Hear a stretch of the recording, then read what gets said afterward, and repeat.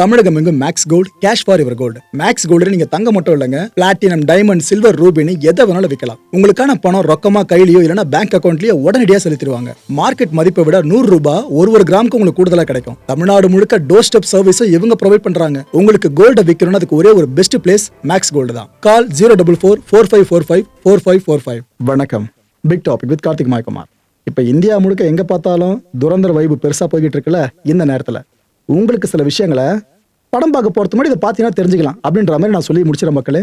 அதாவது இந்த படத்துல நீங்க பாக்குற ரியல் கேரக்டர்ஸ் ரியல்ல எப்படி இருந்தாங்க, அவங்களுக்கு பின்னாடி இருக்க பேக் ஸ்டோரி என்ன, இதை பத்தி தான் முழுக்க முழுக்க பார்க்க போற நிகழ்ச்சிக்குள்ள போலாம். ஹிந்துஸ் எல்லாம் ரொம்ப கோழைங்கல்ல. I love the chase and the hunt, and I set the pace when I'm running. I always take what I want and I always give it 100. Don't need a bank, no I'm funded. Play the game like it's nothing. I'm always thankful for something. Don't take for granted, stay humble. Now wake up. இந்த துரந்தர் படத்துல நாம எல்லாரும் பார்த்து பயந்த ஒரு கேரக்டர்னா இந்த character சொல்லலாம். அதாவது இந்த கேரக்டர், இவர் பேரு அர்ஜுன் ராம்பால். இந்த ஆக்டர் தான் மேஜர் இக்பால் அப்படின்ற இவனை ஃபுல்லா ஸ்கிரீன்ல கொண்டு வந்திருப்பாருங்க. இவனுக்கு நான் மரியாதை. ஆக்சுவலா இவனோட உண்மையான பேர் பார்த்தீங்கன்னா இல்யாஸ் காஷ்மீரி. இந்த நபரோட உண்மையான பேர். இவன் பிறந்தது 1964 பாகிஸ்தான்ல பிறந்தான். இவன் 2011 வருஷம் கொல்லப்பட்டாங்க. அமெரிக்கா நடத்துகிற ட்ரோன் தாக்குதல அவன் கொல்லப்பட்டிருந்தான். 47 வயசு அவன் சாகும் போது. இந்த துரந்தர் பார்ட் 2ல பார்த்துருப்பீங்களே இவன் எப்படி கொள்றாங்க அப்படின்ட்டு. ஆக்சுவலா இந்த படம் உண்மைக்கு நெருக்கமான படம் தான். அதுக்காக 100% எல்லாமே ஃபேக்ட் நினைச்சிடாதீங்க மக்களே. அது தெளிவாக மைண்ட் வச்சு படத்தை பாருங்க. இவனோட ஆக்குபேஷன் என்ன தெரியுமா? இந்த பாகிஸ்தானோட எஸ்எஸ்ஜி இருக்குல்ல, அதாவது ஸ்பெஷல் சர்வீஸ் குரூப்னு சொல்லுவாங்க. ஸ்பெஷல் சர்வீஸ்னா பயங்கரவாதிகளை தயார்படுத்தி அனுப்பு அப்படின்ற அந்த சிறப்பு திட்டமா அவனுக்கு பார்ப்பானுங்க பாகிஸ்தான்ல. அப்பேற்பட்ட அந்த எஸ்எஸ்ஜி விங்கில் இவன் சர்வ் பண்ணியிருக்கான். அப்பேற்பட்ட இவனோட கேரக்டர் தான் இந்த படத்துல சூப்பரா ப்ரெசென்ட் பண்ணியிருப்பாரு இந்த படத்தோட டைரக்டர். இந்த இலியாஸோட தொடர்பு பட்ட ஆர்கனைசேஷன்ஸ் என்னென்ன தெரியுமா? இவன் பாகிஸ்தான் கவர்மெண்ட்டுக்கு வேலை செய்யறானாலே பயங்கரவாதிகள் வேலை செய்யற மாதிரி தான். நம்ம மற்ற ஆபீசர் சார்ந்து பார்ப்போல, அது இவனுக்கும் கணக்கச்சிதமா பொருந்தது. ஹர்கத் உல் ஜிஹாத் அல் இஸ்லாமி அப்படின்ற அமைப்பா இருக்கட்டும், ஹர்கத் உல் முஜாஹிதீன், ஜெய்ஷி முகமது, 313 பிரிகேட்னு இது எல்லாத்துலயும் சர்வ் பண்ணது அவன் தான். அதுலயும் ஒரு விஷயம் ஒன்று பண்ணா மக்களே, அதை நான் சொல்லும் போது நீங்க கேட்டு ஒரு மாதிரி அப்செட் ஆயிடுவீங்க. கோவம் உங்களுக்கு பயங்கரமா வரும். இவ்வளவு குடும்பம் பண்ணியிருக்கேன் நான். அவர் டயலாக டெலிவரி பண்ணுவான், கவனிச்சிங்களா? ஒரு நபரோட பேரை சொல்லிட்டு அவரோட தலையை கொண்டு வந்தவனா அப்படின்ற மாதிரி சொல்லுவான். ஆக்சுவலா அது படத்துல சும்மா வைக்கிறதுக்கு வச்ச டயலாக் கிடையாதுங்க. உண்மையிலே அது நடந்துச்சு. நம்ம இந்தியன் சோல்ஜர் ஒருத்தர் அவரோட தலையை வெட்டி கொண்டு போயிருந்தானுங்க. அதை பத்தி இங்க ஷேர் பண்றேன் உங்களுக்கு. ஒரு 7 இந்தியன் சோல்ஜர்ஸ், நம்ம சோல்ஜர்ஸ் 17 மராத்தா லைட் இன்ஃபேன்ட்ரி பெட்டாலியனை சேர்ந்தவங்க. இவங்க அசோக் லிசனிங் போஸ்ட் இருக்குல்ல, அங்க ஃபுல்லா டியூட்டில இருந்தாங்க. எந்த ஒரு பயங்கரவாத அச்சுறுத்தலை முறியடிக்கிறதுக்கு நாம் அங்க தயாரா இருக்கோம். ஹர்கத் உல் ஜிஹாத் அல் இஸ்லாமி இந்த அமைப்பு இருக்குல்ல, ஆக்சுவலா இதை ஒரு கடத்துல லீட் பண்ணது இந்த இலியாஸ் தான், அந்த மேஜர் இக்பால் தான். இவன் என்ன பண்றான், இந்த அமைப்பை லீட் பண்ணி இந்த ஜிஹாதிஸ்ட்னு சோ கால்டு அடைப்பானுங்க பாருங்க, இவங்களை வச்சு ஃபுல்லாக அட்டாக் பண்ண வச்சிருக்கான். இந்த என்கவுண்டரில் அவங்க தான் ஃபுல்லாக இந்தியன் சோல்ஜர்ஸ் சார்ந்து அட்டாக் பண்ணியிருக்கானுங்க. இல்லை என்ன கொடுமைனா, நம்மளோட 7 சோல்ஜர்ஸும் வீர மரணம் அடைஞ்சிட்டாங்க மக்களே இந்த ஒரு கான்ஃப்ளிக்ட்ல. மாருதி தலேக்கர் இவர் யார் தெரியுமா? அந்த 7 பேர்ல ஒரு சோல்ஜர். நம்ம இந்தியன் ஆர்மியை சேர்ந்தவர் தான், மகாராஷ்டிராவை பூர்வீகமாக கொண்டவருங்க. இவரும் நம்மளோட நாட்டுக்காக உயிர் நீத்தாரா? இவரை மட்டும் என்ன பண்ணானுங்க, அவரோட தலையை வெட்டி அந்த தலையை எல்ஓசிலேருந்து கிராஸ் பண்ணி பாகிஸ்தான் வரைக்கும் உள்ள கொண்டு போயிட்டானுங்க. வேற யாரு? இந்த மேஜர் இக்பால் இருக்கால, அந்த நாய் பண்ண வேலை தான் இது. தலைக்கரை இந்த அளவுக்கு கொடூரமா கொலை பண்ணானுங்களே, அதுக்கப்புறம் தலையை வெட்டி கொண்டு போனானுங்களே. ஆக்சுவலா தலைக்கருக்கு அப்போ வயசு என்ன தெரியுமா? வெறும் 24ங்க. திருமணம் கூட பண்ணிக்கல அவர் அந்த வயசுல. ஆனா அவரோட வீர தியாகம் அப்படின்றது நாட்டுக்காக எப்படி முடிஞ்சிருக்கு பாத்தீங்களா? ஆக்சுவலா இந்த தலைக்கரோட சிஸ்டர் அவங்க வந்து அழுதபடியே கேட்கறாங்க நம்ம ஆர்மி கிட்ட, இது போல எங்களோட பிரதர் முகத்தை நாங்க பார்க்கணும், எப்படியாச்சும் அலோவ் பண்ணுங்க அப்படின்ட்டு. ஆனா ஆர்மி அதுக்கு நோ சொல்லிட்டாங்க. ஏன்னா அவங்களுக்கு நல்லாவே தெரியும் நம்ம ஆர்மிக்கு இந்த காட்சி அந்த குடும்பம் பார்த்தாங்கன்னா எவ்வளோ கஷ்டப்படுவாங்க அப்படின்னு சொல்லிட்டு. ஸோ இப்போ ஏற்பட்ட விஷயம் உன் நிஜத்தில் நடந்துருச்சுங்க. இதுதான் படத்தில் ஒரு சின்ன டயலாக்ல காமிச்சிருப்பாங்க. அந்த இக்பால் கேரக்டர் பேசுகிற மாதிரி, நான் தலையை வெட்டி கொண்டு வந்தோம் அப்படின்னு அப்படி பெருமையாக பீத்திக்கிட்டு இருப்பான். ஓகே, ஃபர்ஸ்ட் கேரக்டர் நம்ம சொல்லிட்டோம், ரியல்னு சொல்லிட்டு. செகண்ட் கேரக்டர் பார்த்தீங்கன்னா சஞ்சய் தத் அவர்கள் பண்ணியிருப்பார்ல, எஸ்பி சௌத்ரி அஸ்லாம் அப்படின்ற கேரக்டர் தான். 2 பேரும் கிட்டத்தட்ட ஒரே மாதிரி இருக்காங்களே. இந்த அளவுக்கு ஒர்க் பண்ணிருக்கு படக்குழு அப்படிதான் சொல்லணும். சிமிலாரிட்டி எப்படி இருக்கு பாருங்க. இவர் தான் உண்மையிலேயே எஸ்பியா இருந்தவர். இந்த படத்துல நீங்க பாத்தீங்களா, அப்படி நிஜத்துல வாழ்ந்த பர்சன் இவர் தான். அவர் தான் அப்படி ஜெராக்ஸ் எடுத்து சஞ்சய் தத் அவர்கள் ஸ்கிரீன்ல பிரசன்ட் பண்ணிருப்பார். இந்த எஸ்பி சௌத்ரி அஸ்லாம் யாருன்னு பாத்தீங்கன்னா, சிந்து போலீஸ் இருக்குல்ல, அந்த டிபார்ட்மெண்ட் சார்ந்த எஸ்பியா இருந்தவர். இந்த எல்டிஎஃப்னு சொல்லுவாங்க, அதாவது ஆபரேஷன் லயரி. அந்த கேங் வரலாம் பார்த்துருப்பீங்களே, அது சார்ந்த இந்த ஒட்டுமொத்த கேங்கை ஒழிச்சு கட்ட அரசு படையெல்லாம் இறக்கிச்சு பாருங்க. அந்த ஆபரேஷனோட மிக முக்கிய லீடு எஸ்பி சௌத்ரி அஸ்லாம் தான். இவர் பிறந்தது பாகிஸ்தான்ல 1963 வருஷம்.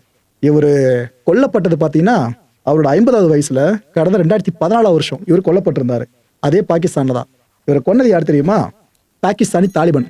அவங்க பண்ண வேலை இது. அப்போ எந்த அளவுக்கு குடைச்சல் கொடுத்துருப்பான்னு யோசிச்சு பாருங்க அவங்களுக்கே ஃபுல்லா. ஆனா இவர் படத்துல எப்படி கொல்லப்பட்டான்னு காமிச்சாங்க பாத்தீங்களா? ஆக்சுவலா அந்த விஷயம் அப்படியே ஒத்து போதான்னு கேட்டீங்கன்னா, படத்துல காமிச்ச கேரக்டர்ஸ் நம்ம புரிஞ்சுக்கிட்டது, ஆனா நிஜத்துல இருந்த கேரக்டர்ஸ் என்னன்றது இது வரைக்கும் கிளாரிட்டி இல்லை மக்களே. ஓகே, இந்த அஸ்லாமோட பிஹேவியர் இருக்குல்ல, இது நீங்க படத்துல எப்படி பாத்தீங்களோ அதுதான் நிஜத்துலயும். இந்த அம்மா ஃபுல்லா வலிச்சு எடுத்துட்டு இருப்பாப்புல நிமிஷத்துக்கு நிமிஷம். அந்த அளவுக்கு நிஜத்துல அவர் அப்படிதான். அதுதான் ஸ்கிரீன்ல காமிச்சிருப்பாங்க. இவருக்கு சில அவார்ட்ஸும் வாங்கியிருக்காருங்க பாகிஸ்தான்ல. இந்த பாகிஸ்தான் போலீஸ் மெடல் இருக்குல்ல, அதை வாங்கினவர் எஸ்பி சௌத்ரி அஸ்லாம். அண்ட் இந்த குவைதி ஆசம் போலீஸ் மெடல்னு சொல்லுவாங்க. இது போலீஸ் சர்வீஸ்ல, அதை மக்களை பாதுகாக்கிற அந்த சேவையில யார் உன்னதமா இருக்காங்களோ அவங்களுக்கு கொடுக்குற மெடல். இது கூடவே தம்கா இ இம்தியாஸ் அப்படின்ற இன்னொரு விருதியை வாங்கியிருந்தாப்புல. இது போலீஸ் டிபார்ட்மெண்ட்ல இருக்கவங்க மட்டும் கொடுக்கப்படுதுன்னு நினைக்காதீங்க, சிவிலியன்ஸாக தான் கொடுப்பாங்க. உன்னதமான சேவைகளை பாராட்டி இந்த விருதும் கொடுப்பாங்க. இத்தனை விருதுகளை வாங்கினவர் தான் எஸ்பி சௌத்ரி அஸ்லாம். அவர் தான் படத்துல நாம சஞ்சய் தத் அவர்கள் பண்ண அந்த கேரக்டர்ல பார்த்திருப்போம். மூணாவது கேரக்டர் இந்த ரஹ்மான் டெகேட்டோட பிரதரா வருவார்ல, அந்த கேரக்டர் தான் தனிஷ் பாண்டோர். அவர் பண்ணியிருப்பாருங்க இந்த உசீர் பலோச் அப்படின்ற இந்த கேரக்டர். ரெண்டு பேரும் முகசாயமா கிட்ட ஒத்து போற மாதிரி இருக்குல்ல, அந்த அளவுக்கு டீட்டெயில் ஒர்க் இங்கேயும் இருக்கு. ஆக்சுவலா படத்துல எல்லாருமே பார்த்துட்டு ரஹ்மான் டெகேட்டோட உண்மையான தம்பி, கூட பிறந்த தம்பி நினைப்பீங்க. ஆக்சுவலா நிஜத்துல அப்படி கிடையாது. ரஹ்மான் டெகேட்டோட கசின் பிரதர் தான் இந்த உசீர் பலோச். இவன் பிறந்தது 1970 வருஷம் பாகிஸ்தான்ல தான். இவனுக்கு ஈரானியன் சிட்டிசன்ஷிப்பும் இருக்கு. பாகிஸ்தான்ல மட்டும் இல்ல, ஈரான் குடியுரிமையும் அவனுக்கு இருக்கு. அதனால படத்துல கூட சொல்லுவாங்க ஒரு இடத்துல, ஈரான் பாஸ்போர்ட்டை வச்சு அவன் போறான்ற மாதிரி சொல்லுவாங்களே துபாய்க்கு. அது ஆக்சுவலா இங்கிருந்து வந்த உண்மையான விஷயத்தை படத்துல அவன் பிரசன்ட் பண்ணது தான். இவன் பண்ணாத குற்றங்களே கிடையாதுங்க. மர்டரு, கிட்னாப், டெரரிசம், ட்ரக் டிராஃபிக்கிங்னு லிஸ்ட் பெருசா போகும். அவ்வளோ வேலைகளை பண்ணி தொலைச்சிருக்கான் அவன். இவன் துபாயில் அரெஸ்ட் பண்ணப்படுற மாதிரி படத்துல நீங்க சில காட்சிகளை பார்த்துருப்பீங்க. அப்படியே லேப்டாப்ல பார்ப்பாங்க, வருவான், அவனை அப்படியே பிடிச்சி தூக்கிட்டு போயிடுவாங்க. அதுக்கப்புறம் பாகிஸ்தானுக்கு அவனை நாடு கடத்திடுவாங்க. ஆக்சுவலா நிஜத்துல நடந்தது கிட்டத்தட்ட இதே தான். இவனை துபாயில் வச்சு அரெஸ்ட் பண்ணாங்களே, அந்த காட்சி தான் இங்க நீங்க பார்த்துட்டு இருக்கீங்க. ரியல் மக்கள் இது, ரியல் கிடையாது, ரியல் இது. இந்த இன்டர்போல் இருக்குல்ல, அவங்க தான் இந்த உசைரை துபாயில் வச்சு தூக்கி இருப்பாங்க. ஆக்சுவலா 2003 வருஷத்துல இருந்து இவன் வாண்டட் லிஸ்ட்ல இருந்தவன். எப்படி அவங்க அண்ணன் சார்ந்து ஒரு பெரிய தேடுதல் இருந்துச்சோ, அதே போல இவன் சார்ந்து பெரிய தேடுதல் இருந்துட்டு தான் இருந்துச்சு. நாலாவது கேரக்டர் பாத்தீங்கன்னா அக்யூப் அலி ஜர்வாரி அப்படின்ற ஒரு பாகிஸ்தான் முன்னாள் அதிபர். அவரோட உண்மையான பேர் அதான் மக்களே. இந்த கேரக்டரை படத்தில் நமக்கு பிரசன்ட் பண்ணது நடிகர் சஞ்சய் அவர்கள். ஆக்சுவலா இவரோட முகத்தோற்றமும் அந்த நடிகரோட முகத்தோற்றமும் அப்படியே ஒத்து போகுது. பாகிஸ்தானோட பீப்புள் பார்ட்டி இருக்குல்ல, பிபிபின்னு சொல்லுவாங்க. இந்த பார்ட்டியோட லீடர் இவர் தான். இவரோட வைஃப் யார் தெரியுமா? பாகிஸ்தானோட முன்னாள் பிரதமரான பெனாசிர் பூட்டோ அவர்கள். இவங்களுக்கு 3 குழந்தைங்க. அதுல ஒருத்தர் யார் தெரியுமா? பிலாவல் பூட்டோ. ஞாபகம் இருக்கா? ஆபரேஷன் சிந்து டைம்ல தண்ணியை மட்டும் இந்தியா திறந்து விடல, அங்க ஃபுல்லா ரத்த ஆறு ஓடும், இந்தியர்கள் ரத்த ஓடுன்னு வாய் விட்டார் பாத்தீங்களா? அவரை பெத்த புண்ணியம் வந்தா தான் இவர் தான் இந்த படத்துல நம்ம பார்த்திருப்போம். ஜர்வாரி சார் ஜர்வாரி சார்னு ஃபுல்லா மூச்சு 300 முறை அங்கங்க டயலாக் பிளேஸ் ஆகும் பாருங்க. எல்லாம் இவரை சார்ந்தது மட்டும்தான். அதுவும் ஒரு புறா டயலாக் ஒன்று வரும், அதை டெலிவரி பண்ணுவார் இவர். தியேட்டர் சைலண்டா இருக்கும், அந்த டயலாகை கேட்டது எல்லாம் சத்தம் போட்டு சிரிக்க ஆரம்பிச்சிருவீங்க. அவ்வளோ சரி சிரிப்பு நிறுத்த முடியாது. இவரை கொஞ்சம் ஹியூமரஸா படத்துல காமிச்சிருப்பாங்க. நிஜத்துல எப்படி இருந்தாலும் தெரியல, பட் படத்துல அப்படி காமிச்சிருப்பாங்க. பாகிஸ்தான் ஆண்ட முன்னாள் அதிபர், ஓகேவா? அதை மைண்ட்ல வச்சுக்கோங்க. 5வது கேரக்டர் நவாப் ஷஃபீக் அப்படின்ற கேரக்டர். பேர் கொஞ்சம் ஆல்டர் பண்ணிருக்காங்க, அவ்வளவுதான். பாகிஸ்தானோட முன்னாள் பிரைம் மினிஸ்டர் இருக்கார்ல நவாஸ் ஷெரீஃப், அவரோட பேர் தான் நவாப் ஷஃபீக்னு படத்துல மாத்திருக்காங்க. இந்த கேரக்டர் பண்ணது மஷூர் அம்ரோஹி அப்படின்ற நடிகர் தான் பண்ணியிருந்தாப்புல. இந்த நவாஸ் ஷெரீஃபுக்கு வயசு எவ்வளவு இப்போ? 76. 2013 2017 வரைக்கும் பாகிஸ்தான் பிரதமரா இவர் தான் ஆட்சி பண்ணியிருந்தாரு. அண்ட் பாகிஸ்தானோட முஸ்லீம் லீக் இருக்குல்ல, இந்த கட்சியோட தலைவர் இவர் தான். இந்த விஷயங்கள்லாம் படம் பார்த்துட்டு தான் நீங்க கனெக்ட் பண்ணுவீங்க. ஆமா ப்ரோ, கட்சி பேர்லாம் படத்துல அப்படியே வருது அப்படின்ட்டு மக்களை அப்படியே யூஸ் பண்ணிருக்காங்க. அதெல்லாம் பெருசா அவங்க மாற்றங்கள் பண்ணாம தெரியல. பேரை மாத்துறாங்க, ஒரு சில கேரக்டர் மட்டும் அது கூட பண்றாங்க, மற்றபடி எல்லாத்தையும் அப்படியே காமிச்சு வச்சிருக்காங்க. 6வது கேரக்டர் பார்த்தீங்கன்னா தாவூத் இப்ராஹிம். இவர் நீங்க பாக்குறீங்களோ இல்லையோ, பேரை கேட்டால எல்லாருக்குமே தெரியும். அந்த அளவுக்கு இந்தியாவில் தேடப்படுற தி மோஸ்ட் வாண்டட் கிரிமினல். இவரை இந்தியா மட்டும் இல்லைங்க, அமெரிக்காவும் இன்னும் தேடிக்கிட்டு தான் இருக்கு. அமெரிக்காவோட வாண்டட் லிஸ்ட்லயும் டாப்ல இருக்க ஆளு. 1993 ஆரம்பிச்சு இன்னும் தேடிக்கிட்டு இருக்காங்க. இது வரைக்கும் யாருக்கும் எந்த குழுவும் கிடைக்கல, அவரும் கிடைக்கல. தாவூத் இப்ராஹிம் இந்த படத்துல படே சாப் அப்படின்னு அவங்க மென்ஷன் பண்ணுவாங்க. அதான் நம்ம விக்ரம் படத்துல ரோலெக்ஸ் பெரிய பில்டப் கொடுத்துனே இருப்பாங்களே, அதே மாதிரி இந்த படம் முழுக்க படே சாப்னு அவருக்கான பில்டப் பயங்கரமா போயிட்டே இருக்கும். அதுவும் சிங்கங்கள் அங்கங்க காமிச்சிட்டு இருப்பாங்க ஓவியங்களா. அவர் வாழ்ற வாழ்க்கையை பத்தியும் காமிச்சிருப்பாங்க. பாக்குற நீங்களே கடுப்பாயிடுவீங்க. இவ்வளவு கொடுமைகள் இந்தியாவுக்கு எதிராக பண்ணிட்டு இவ்வளவு சொகுசு வாழ்க்கை அப்படின்ட்டு. ஆனா அதை அனுபவிக்க முடியாது.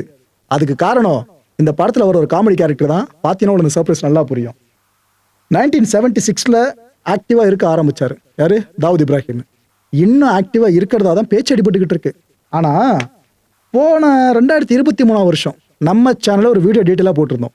அப்போ என்ன தெரியுமா விஷயம் வெளியே கசிஞ்சிருந்துச்சு? தாவூத் இப்ராஹிம் பாகிஸ்தானில் தான் இருக்காப்புல. அங்கே ஒரு அன்னோன் மேன், இந்த படத்தில் பார்த்துருப்பீங்களே துரந்தர் படத்தில், அன்னோன் மேன் எங்கெங்க வந்து பயங்கரவாதி கதையெல்லாம் முடிச்சுட்டு போவாங்க பாருங்க. இது போல ஒரு அன்னோன் மேன் இவருக்கு பாய்சன் கொடுத்துட்டாப்புல. இதனால கராச்சி ஹாஸ்பிட்டல் அட்மிட் பண்ணப்பட்டிருக்காப்புல அப்படின்னு கடந்த 2023 வருஷம் செய்தி வெளியே வர ஆரம்பிச்சது. இதுக்கப்புறம் என்ன ஆச்சுன்றது யாருக்குமே தெரியல மக்களே. அப்போ ஏற்பட்ட தாவூத் இப்ராஹிம் சார்ந்த இந்த ஸ்டோரி இருக்குல்ல, இதையும் நம்ம இந்த படத்தில் பார்க்க முடியும். டீட்டெயிலாக ரிசர்ச் ஒர்க் பண்ணி படத்தில் அதையும் சேர்த்துருக்காங்க. சரி, ரைட்டு. தாவூத் இப்ராஹிமை பற்றி ஏதாவது தெரியுமா மக்களே உங்களுக்கு? அவரோட ஸ்டோரி என்னன்னு சொல்லிட்டு, ஒரு போலீஸ்காரோட பையன். ஆனால் இந்த உலகமே திரும்பி பார்த்து பயந்து போகிற அளவுக்கு பெரிய கேங்ஸ்டராக மாறி பயங்கரவாதத்தை ஊட்டி வளர்க்குற இடத்துக்கு போனாப்புல. அப்பேற்பட்ட ஸ்டோரி உங்களுக்காக. தாவூத் இப்ராஹிம் இந்தியாவோட த மோஸ்ட் வாண்டட் கிரிமினல் யாருன்னு கேட்டிங்கன்னா இவர் தான். உலகத்திலேயே 3வது மிகப்பெரிய பயங்கரவாதின்னு பேர் எடுத்தவரும் இவர் தான். நம்ம மகாராஷ்டிராவில் கொங்கனி அப்படின்ற ஒரு இஸ்லாமிய குடும்பத்தில் பிறந்தவர் தான் தாவூத் இப்ராஹிம். இவரோட அப்பா யார் தெரியுமாங்க? ஒரு போலீஸ் ஹெட் கான்ஸ்டபிள். அவரோட பையனை பற்றி தான் இவ்வளோ நான் சொல்லிக்கிட்டு இருந்தேன். இந்த போலீஸ் ஹெட் கான்ஸ்டபிளுக்கு பார்த்தீங்கன்னா ஒட்டு மொத்தமாக 12 குழந்தைங்க.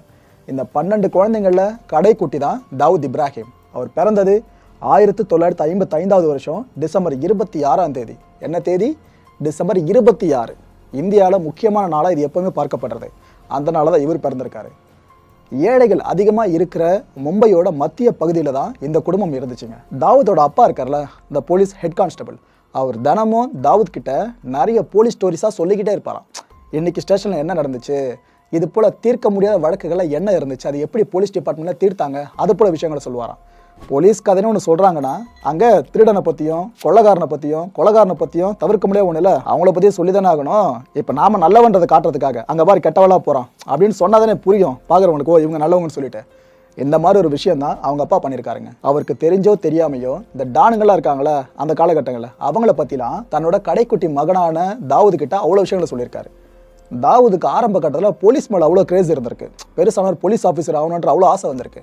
ஆனால் நாட்கள் போக போக போக போலீஸை விட டான் தான் பெஸ்ட்டோ, போலீஸ்னால் படித்து கஷ்டப்பட்டு மாதம் இவ்வளோ தான் சம்பளம் வாங்குவாங்க, ஆனால் டான் ஆகிட்டா கொஞ்சம் தான் நம்ம உயிரை பணையம் வைக்க போகிறோம், ஆனால் அதுக்கப்புறம் வர்ற க்ரோத் வேறு லெவலில் இருக்குமேனு அந்த சின்ன வயசில் மேனிப்புலேட் ஆகிட்டு இருக்காரு. அவங்க அப்பா எதுக்காகவோ பண்ண வேலை கடைசியில் பையனோட தலையெழுத்தையே மாற்றி போடுற மாதிரி ஆயிடுச்சு. இவர் தன்னோட பள்ளி படிப்பை சகோதரர்கள் கூட தான் தொடர்ந்தார். ஆனால் ஸ்கூலில் இவர் மற்றவங்களை அடிக்கிறவர் கிடையாதுங்க, பயங்கரமாக அடி வாங்குறவர். அதுலேயும் மேக்ஸிமம் பார்த்தீங்கன்னா இவரோட சகோதரர்களை யாராவது அடிச்சிருவாங்க. அந்த சகோதரர் வந்து இவர்கிட்ட சொல்லுவாப்புல, நியாயம் கேட்க போகிற தாவூதை அடின்னு அடித்து துவைச்சு எடுத்து அமுச்சிடுவாங்க. அதுவும் அடிக்கிறப்ப எல்லாருமே ஒரு ஃப்ரேஸை தொடர்ந்து சொல்லியே அடிப்பாங்களே. வேறு போலீஸ்கார மகனா என்ன வேணாலும் பண்ணுவியா, எங்களை வந்து எதிர்த்து பேசுவியா, முறைப்பியான்னு சொல்லிட்டு அந்த அடி அடித்து தடுத்துவாங்களாம். இவருக்கு அப்போவே போலீஸ் மேலே இருந்தால் கொஞ்சம் நஞ்ச நம்பிக்கை போயிட்டு இருக்குங்க. ஒரு போலீஸோட மகனாக இருக்கிறது இவ்வளோ தப்பா அப்படின்ற ஒரு எண்ணம் அவருக்கு இன்னும் அதிகமாகிடுச்சு. ஏற்கனவே டான் மேலே ஈர்ப்பு, இன்னொரு பக்கம் போலீஸ் மேலே இருந்த கொஞ்சம் நஞ்ச நம்பிக்கையும் ஸ்கூல்லேயே உடஞ்சிருச்சு. அதுக்கப்புறம் எங்கேருந்து ஸ்கூலுக்கு போவார், படிப்பு ஏறும், முடிஞ்சு போயிடுச்சு. ஸ்கூலுக்கு முழுக்க போட்டுறாரு. அதுக்கப்புறம் இவரோட அப்பாவை இவரை கண்டுக்கலை, தருதலையாக போயிட்டா, இதுக்கப்புறம் இவனை போய் நம்ம என்ன கண்டிக்கிறதுன்னு விட்டுட்டாரு. இவர் இந்த லோக்கலில் இருக்கிற பசங்க கூட ஃபுல்லாக ஃப்ரெண்டாக ஆரம்பிக்கிறாப்புல. அதுவும் எல்லார்கிட்டையும் பார்த்தீங்கன்னா, அப்பா யார் தெரியுமா, போலீஸ்காரர், அவ்வளோதான் சொன்னா அவங்களை தூக்கி உள்ளே வச்சுருவாருன்னு பயமுறுத்தியே ஒரு பெரிய டீமை சேர்த்துருக்காரு. அந்த லோக்கலில் சின்ன வயசுலேயே ஒரு தாதாவாக வலம் வந்திருக்காரு. இவர் 14 வயசில் தாங்க முதல் சம்பவத்தை அரங்கேற்றுறாரு. வழிப்பறி. அங்கே லோக்கலில் இருந்து ஒரு மார்க்கெட்டில் வியாபாரம் முடிச்சுட்டு வருவாங்க பார்த்தீங்களா, அவங்க கிட்ட இருந்து காசு பணத்தை அடித்து பிடுங்குற வேலையை தான் முதல்ல பார்த்துருக்காரு. எத்தனை வயசு தெரியுமா அப்போது? வெறும் 14 வயசு. இந்த வயசில் எப்பேற்பட்ட வேலை. விஷயம் வீட்டுக்கு தெரிய வருது, அவங்களும் கண்டிக்கிறாங்க. ஆனால் தாவூத் யார் பேச்சும் கேட்குற மாதிரி இல்லை. ஒரு நெகட்டிவான கனவு ஒன்றத்தை முன் வச்சார் பார்த்தீங்களா, அதை பாசிட்டிவாக நம்ம எப்படி அடையிறது, இதை பற்றி மட்டும் தான் யோசிச்சுக்கிட்டு இருந்திருக்காரு. மற்றபடி யார் என்ன சொன்னாலும் காதலியே போட்டுக்கல. இப்படியே 14லேருந்து 15 வயசு, 16, 17, 18ன்னு வயசு ஆக இவர் செய்கிற கிரைம் ரேட் இருக்குல்ல, அதுவும் மேலே போய்கிட்டே இருக்குது. உயிரை எடுக்கிற வரைக்கும் கிரைம் ரேட் இன்க்ரீஸ் ஆகிட்டே இருக்குது. இந்த மும்பையில் அந்த காலகட்டங்களில் பார்த்தீங்கன்னா நிறைய கேங் இருந்துச்சுங்க. இந்த டான் ஒரு கேங்கில் தலைன்னு ஒருத்தர் இருப்பாப்புல.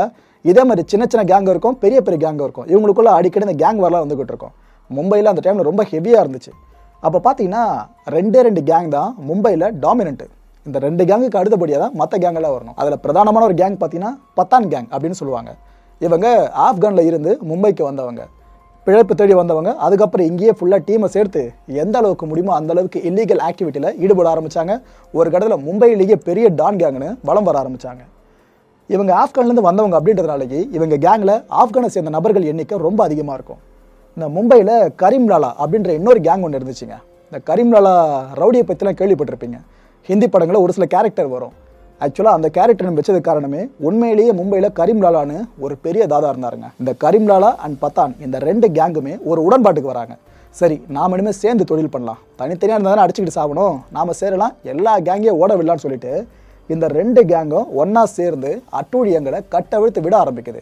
ஸோ மும்பையில் ஒரு பக்கம் இது நடந்துக்கிட்டு இருக்கு, இன்னொரு பக்கம் தமிழர்களை பற்றியும் பார்த்தே ஆகணும். இவருக்கு பெருசாக அறிமுகம் வேண்டாம்னு நினைக்கிறேன். வேற யாரும் இல்லை, ஹாஜி மஸ்தான். இவரை பற்றி கண்டிப்பாக பல பேரும் படிச்சிருப்பீங்க. நம்ம ராமநாதபுரம் இருக்குது பார்த்தீங்களா, அங்கேருந்து மும்பைக்கு கூலி வேலைக்காக போனவருங்க. அங்கே போய்ட்டு இந்த சும தூக்குற வேலை இருக்கும்ல, அதுதான் செஞ்சுக்கிட்டு இருந்தார். அதுக்கப்புறமா இவருக்கும் அந்த இல்லீகல் ஆக்டிவிட்டி சார்ந்து ஆர்வம் வருது. ஏன்னா காசு பணம் இல்லை, அதை பண்ணி தான் ஆகணுன்ற ஒரு நிலைமை வருது. உடனே அந்த ஆக்டிவிட்டிஸில் இவர் இறங்குறாரு. கொஞ்ச நாட்களுக்குள்ளேயே ஹாஜி மஸ்தான் அப்படின்னா மும்பையோட அடையாளம்னு பெருசாக மாற ஆரம்பிச்சிட்டாரு. அதுவும் மும்பையில் கோல்டு ஸ்மக்லிங் அப்படின்றது எங்கே நடந்தாலும் அங்கே தவிர்க்க முடியாத ஒரு கேங் லீடராக இருந்தவர் தான் ஹாஜி மஸ்தான். 1970ஆம் ஆண்டுகளுக்கு பிற்பாடு இவரோட ஆதிக்கம்ன்றது ரொம்ப பெருசா போச்சுங்க. இந்த பத்தான் கேங் சொன்ன பார்த்தீங்களா, அவங்களே இவரை பார்த்து வாயடைச்சு நிற்கிறாங்க. இதோ சவுத்ல இருந்து ஒருத்தர் வந்து இப்படி கோல்டு ஸ்மக்லிங்ல கொடி கட்டிக்கிட்டு இருக்காரு, கோல்டுலாம் ஈஸி மணியாச்சு, எப்படி இவர்கிட்ட இந்த தொழிலை பிடுங்கிறதுன்னு அந்த அளவுக்கு எல்லாம் தீவிரமா இருந்திருக்காங்க. இவருக்காக ஸ்கெட்ச் போட்டதான் நிறைய நடந்திருக்கு. ஆனா எதிரையுமே இவர் சிக்காம தப்பிச்சுக்கிட்டே இருந்தாருங்க. ஒரு கடத்துல என்ன ஆகுதுன்னா, இன்னொரு தமிழர் இவர் கூட சேர்றாரு. அவர் தான் வரதராஜ முதலியார். இந்த பேரு புதுசா இருக்குன்னு நினைக்காதீங்க. நாயகன் படம் பார்த்துருப்பீங்களா, மணிரத்னம் சார் இயக்கத்துல கமல் சார் நடிச்சிருப்பாரு ஹீரோவா. அந்த படத்துல கமல் சார் ஏற்று நடிச்சிருந்த கேரக்டர் இருக்குல்ல, அந்த கேரக்டரோட நிஜ வடிவம் தான் இந்த வரதராஜ முதலியார். இவரோட வாழ்க்கையை பேஸா வச்சு எடுக்கப்பட்ட படம் தான் அந்த நாயகன். அப்பேற்பட்ட வரதராஜ முதலியார் ஒரு பக்கம் பெருசா அவரோட டானா வளம் வந்துகிட்டு இருக்காரு. இவர் ஹாஜி மஸ்தானை பத்தி கேள்விப்பட்டு ரெண்டு பேரும் ஒரே அணியா இணையறாங்க. சோ முன்னாடி பாத்தீங்கன்னா பத்தான் கேங்கும் கரீம்லாலா கேங்கும் ஒன்னாச்சு. இன்னொரு பக்கம் பாத்தீங்கன்னா ஹாஜி மஸ்தான் கேங்கும் வரதராஜா முதலியார் கேங்கும் ஒன்னாகுது. இந்த ரெண்டு கேங்குக்கு இடையில எப்ப பார்த்தாலும் சண்டை. அதுவும் அந்த காலகட்டங்களிலேயே கத்தி சண்டை பெருசா கிடையாது, துப்பாக்கி சண்டை ரொம்ப ஹெவியா இருந்திருக்கு. இதுக்காகவே இல்லீகலா துப்பாக்கிகளை முடிஞ்ச அளவுக்கு இவங்க வாங்கிட்டே இருப்பாங்க ரெண்டு கேங்லயுமே. ஸோ மும்பையோட பிரதான கேங்ஸா இது ரெண்டு தான் மேலே நிற்குது. மற்ற கேங் எல்லாமே இவங்க சொல்றதை கேட்டு நடக்கிற மாதிரி மட்டும்தான் இருக்கு. என்னப்பா இது வரைக்கும் தாவூத் வரலன்னு கேட்குறீங்களா, கொஞ்சம் வெயிட் பண்ணுங்க, இந்த பேக் ஸ்டோரி சொல்லிடுறேன், அதுக்கப்புறம் தாவூத் என்ட்ரியை சொல்கிறேன். இந்த ரெண்டு கும்பலுக்கும் பிரச்சனை இப்படியே பெருசாக போயிட்டு இருக்கு. அந்த நேரத்தில் தான் என்ன ஆகுதுன்னு பார்த்தீங்கன்னா, மும்பையில் இந்த ஜவுளித்துறை இருக்குது பார்த்தீங்களா, பயங்கரமாக அடி வாங்குது. மும்பைனாலே ஜவுளிக்கு தான் ஃபேமஸ். அப்பேற்பட்ட ஜவுளித்துறை ரொம்ப அதில் பாதாளத்துக்கு போயிட்டதுனாலேயே இந்த லாஜிஸ்டிக்ஸ் சம்மந்தமான தொழில்கள்லாம் இருக்குது பார்த்தீங்களா, எல்லா தொழில்களும் இழுத்து மூடப்படுது. எல்லா நிறுவனங்களும் நிறைய பேர் வேலை இழக்கிறாங்க. வேலை இழக்கிறவங்களுக்கு புதுசாக வேலை கிடைக்கிறது குதிரை கொம்பான விஷயமா மாறிடுச்சு. அப்போ நிறைய பேரும் தேர்ந்தெடுத்த பாதை பார்த்தீங்கன்னா, நம்ம இல்லீகல் ஆக்டிவிட்டியில் ஈடுபடலாம். இந்த திருடுறது, கொலை பண்ணுறது, காசுக்காக கொள்ளடிக்கிறது, இது மாதிரி பல பேரும் வழி மாறி போக ஆரம்பிக்கிறாங்க. இப்படி வழி மாறி போகிறவங்களில் பெரும்பாலானவங்க வந்து சேர்ந்த இடம் இந்த ரெண்டு கேங்கில் தான். ஒன்று பத்தான் கேங்கில் சேர்ந்தாங்க, இன்னொன்று ஹாஜி மஸ்தானோட கேங்கில் சேர்ந்தாங்க. வேலை இல்லாமல் இருக்கிறவங்களும் வந்து சேர்றாங்க. அப்படின்னா தன்னோட வாழ்நாள் வேலையாகவே, வாழ்நாள் சேவையாகவே இந்த திருடுறது, கொள்ளை அடிக்கிறது, வழிப்பறி பண்ணுறது, கொலை பண்ணுறது, இதையே நோக்கமாக வச்சிருக்காருல தாவூத் இப்ராஹிம். அவர் வராமல் வந்திருப்பாரு. எஸ், அவரோட என்ட்ரி இங்கே தாங்க. தாவூத் இப்ராஹிம் என்ன பண்ணுறாரு, நாம் பத்தான் கேங்கில் சேர வேணாம், ஹாஜி மஸ்தான் கேங்கில் சேர்ந்து வேலை செய்யலான்னு ஹாஜி மஸ்தான் கேங்கில் தாவூத் இப்ராஹிம் சேர்ந்துட்டாரு. இவர் அந்த கேங்கில் சேர்ந்ததுமே ஏதோ பெரிய ஆளாலாம் வளம் வரலங்க. தாவூத் இப்ராஹிம் 10ல் 11 மட்டும்தான் ஒரு அடியாள் மாதிரி தான் இவரை யூஸ் பண்ணிக்கிட்டு இருந்தாங்க. ஒரு தனி கேங்காக தன்னை அடையாளப்படுத்திக்கணும் அப்படின்றதுல இவர் ரொம்ப ரொம்ப ரொம்ப தீவிரமாக இருந்திருக்காரு. அதனால தான் டி கேங் அப்படின்ற பெயர் ஒன்று உதயமாச்சு. டி கேங்னா தாவூத் கேங்னு அர்த்தம், ஓகேவா? இதில் தான் சொல்கிறத யார் யாரெல்லாம் கேட்குறாங்களோ அவங்க எல்லாரையும் இணைச்சிக்கிட்டே வந்தார். ஒரு பக்கம் ஹாஜி மஸ்தான் கேங்கு தான் பெருசு, அதில் ஒரு சின்ன வேலையாளாக இருக்கார் இவர். ஆனால் அந்த கேங்கு வளரும் போது இவர் தன்னோட கேங்கையும் சேர்த்து வளர்த்து எடுத்துக்கிட்டு வந்தார். எந்தளவு யோசிச்சிருக்காரு பார்த்தீங்களா? எதுக்காக நான் பின்னாடி சொல்கிறேன், எதுக்கு இந்த முயற்சி அவர் கையில் எடுத்தாருன்னு சொல்லிட்டு. 1974 வரைக்கும் தாவூத் இப்ராஹிமோட பேரை பல பேரும் கேள்விப்பட்டதே இல்லை. பெரிய பெரிய டானுங்க மத்தியில் இவர் பேர் எப்போ எதிரொலிக்க ஆரம்பிச்சதுன்னு பார்த்தீங்கன்னா ஒரு செய்கைக்கு அப்புறம் தான். என்னாச்சுன்னு பார்த்தீங்கன்னா, ஒரு வங்கி கொள்ளையில் தாவூத் இப்ராஹிம் ஈடுபட்டார் 19 வயசில். அதுவும் தனிநபர் சார்ந்த கொள்ளை கிடையாதுங்க, ஒரு கவர்மெண்ட்டோட டிரான்சாக்ஷனில் கை வச்சார். அரசோட அடிமடியில யார்ப்பா கை வைக்கிறதுன்னு சொல்லிட்டு தான் இவரை தேட ஆரம்பிக்கிறாங்க. அப்போதான் ஒரு பேர் வெளியே வருது, தாவூத் இப்ராஹிம்னு சொல்லிட்டு. பெரிய பெரிய டானுங்க மத்தியில் இவர் பேர் பெருசாக பரவவே ஹாஜி மஸ்தான் வரைக்கும் எல்லாம் வியப்பாகிறாங்க. நம்ம கேங்கில் இருக்க ஒரு பையனை பற்றி இவ்வளோ பேர் பேசிக்கிட்டு இருக்காங்களா, அது இதுன்னு அவரே ஆச்சரியப்படுறாரு. ரவுடிக்கல் மத்தியில் எந்தளவு பேர் பெருசாகவே தாவூதோட இந்த டி கேங் இருக்கு பார்த்தீங்களா, அதில் இருக்கிறவங்களோட எண்ணிக்கையும் நாளுக்கு நாள் மேலே மேலே போய்கிட்டே இருந்துச்சு. ஒரு கட்டத்தில் ஹாஜி மஸ்தான் அளவுக்கு தாவூத் இப்ராஹிம் அப்படின்னு எல்லாம் பேசுகிற அளவுக்கு ஒரு கேங் பெருசாக உருவாச்சு. இந்த கான்டென்ட்டை பொறுத்தவரைக்கும் நாம எதிர்பார்க்க வேண்டிய விஷயம் ஒன்றே ஒன்று தான். இது மாதிரி பல படங்கள் ஸ்க்ரீனுக்கு வரணும். ஏன்னா நிறைய பேரும் எதுக்கு பண்ணுறோம் ஏன் பண்ணுறோம் தெரியாம மசாலா தூவி வைக்கிறோன்னு என்னென்ன கருமத்தையும் எடுத்துருவாங்க. அந்த படம் சரியாக ஓடலன்னா ஆடியன்ஸ் மேலே பழிய போடுவாங்க. அந்த குப்பைங்க வர்றதுக்கு இது போல உண்மை கதைக்களங்கள் இருக்குல்ல, அதை ஸ்க்ரீனில் ப்ரெசென்ட் பண்ணி கொடுத்தாங்கனாக்கா மக்கள் கொண்டாட ரெடியாக இருக்காங்க. இந்த படத்தை மக்கள் கொண்டாடலையா? நார்த்தில் ஆரம்பித்து சவுத் வரைக்கும் எல்லாம் கொண்டாடுறாங்க. 4 மணி நேரம் படமாக இருந்தாலும் தரமாக கொடு, பார்க்க நாங்கள் ரெடியாக இருக்கோன்னு மக்கள் தெளிவாக உணர்த்தியாச்சு.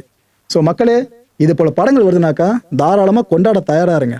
அடுத்த நிகழ்ச்சியை சந்திக்கலாம். நன்றி, வணக்கம். தமிழகம் எங்கும் Max Gold, cash for your gold. Max Gold நீங்க தங்க மட்டும் இல்லைங்க, பிளாட்டினம், டைமண்ட், சில்வர், ரூபினி எதை வேணாலும் விற்கலாம். உங்களுக்கான பணம் ரொக்கமா கையிலயோ இல்லைன்னா பேங்க் அக்கௌண்ட்லயோ உடனடியாக செலுத்திடுவாங்க. மார்க்கெட் மதிப்பை விட 100 ரூபாய் ஒரு கிராமுக்கு உங்களுக்கு கூடுதலா கிடைக்கும். தமிழ்நாடு முழுக்க டோர் ஸ்டெப் சர்வீஸ் இவங்க ப்ரொவைட் பண்றாங்க. உங்களுக்கு கோல்ட விற்கணும்னா அதுக்கு ஒரே ஒரு பெஸ்ட் பிளேஸ் மேக்ஸ் கோல்டு தான். கால் 04445454545. என் நண்பர் மாயம் ஸ்டுடியோஸ் நேயர்களே, மாயம் பக்தின்னு ஆன்மீகத்துக்காக பிரத்யேகமா ஒரு சேனலை கொண்டு வந்திருக்கோம். மறக்காம சப்ஸ்கிரைப் பண்ணி அந்த சேனலுக்கு உங்களோட ஆதரவை மனப்பூர்வமா தெரிவிங்க. வணக்கம் மாயம் ஸ்டுடியோஸ் நண்பர்களே. மாயம் ட்ரெண்ட்ஸ் அப்படின்ற ஒரு புதிய ஃபேஸ்புக் பேஜை ஓப்பன் பண்ணியிருக்கோம். நீங்கள் யூடியூப்ல பார்த்துட்டு இருக்கீங்களா நம்மளோட கான்டென்ட்ஸ்லாம். இதெல்லாம் விட ஒரு படி மேலே ரொம்ப கிறிஸ்பாகவும் ரொம்ப சூப்பராகவும் நிறைய கான்டென்ட்ஸ் உங்களுக்கு இந்த பேஜில் காத்துட்டு இருக்குங்க. ஸோ உடனடியாக ஃபேஸ்புக் பிளாட்ஃபார்ம் போங்க, மாயம் ட்ரெண்ட்ஸ்னு டைப் பண்ணி சர்ச் பண்ணி நம்ம பேஜை ஃபாலோ பண்ணுங்க. அப்படியே நம்ம சேனலே நீங்கள் சப்ஸ்கிரைப் பண்ணிட்டீங்க அப்படின்னா இன்னும் நிறைய புது புது கான்டென்ட்ஸை உங்களுக்காக ப்ரொடியூஸ் பண்ணி கொடுத்துக்கிட்டே இருப்பாங்க. நீங்கள் பண்ணுற ஒவ்வொரு சப்ஸ்கிரிப்ஷனும் எங்களுக்கு பெரிய மோட்டிவேஷனாக அமையும்.